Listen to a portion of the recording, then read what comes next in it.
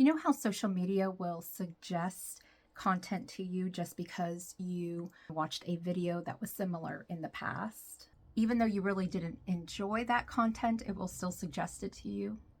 Well, your nervous system uses the same exact algorithm when it presents thoughts and emotions to you.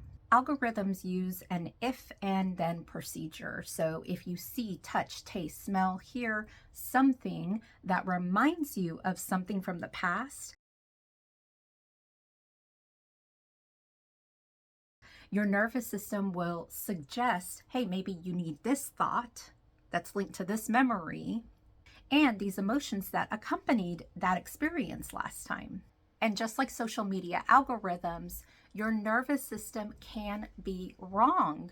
It's just guessing what thoughts and emotions it thinks you need based on past experiences, but it's not always correct. And although your emotions may be valid to feel, it's not always applicable to the situation that you're experiencing now. But we built this long-term habit of having conversations with these thoughts, even long conversations with them, and we entertain them and we even argue with them. But just like social media, you don't have to pay attention to every thought that is presented to you. Just imagine if you ended up watching and leaving comments for every piece of content that was presented to you in social media. You would be exhausted.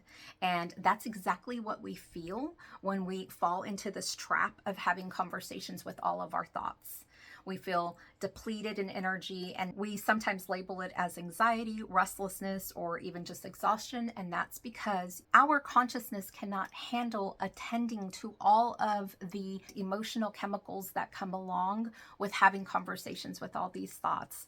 It becomes exhausted and we end up feeling uncomfortable in our bodies. So what will happen is it will check out and the subconscious will step in to start taking over, and the subconscious or the ego will have even more conversations with those thoughts. It will carry on discussions for days with these thoughts.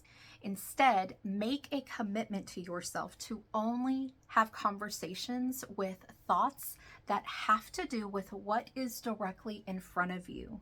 So if you see something in front of you that reminds you of something or someone that's not in front of you, and it's not an emergency that needs your attention, then you can tell yourself, I don't have to have conversations with this thought because it's not happening in front of me. You can always focus on what is directly in front of you instead, unless you're needing to heal the emotion, but that's for a different conversation. This is the true essence of meditation. It is focusing on one thing at a time rather than focusing on racing thoughts or things that have nothing to do with what is in front of you. Do not feel obligated to have conversations with every thought that comes in, and start living consciously rather than subconsciously driven.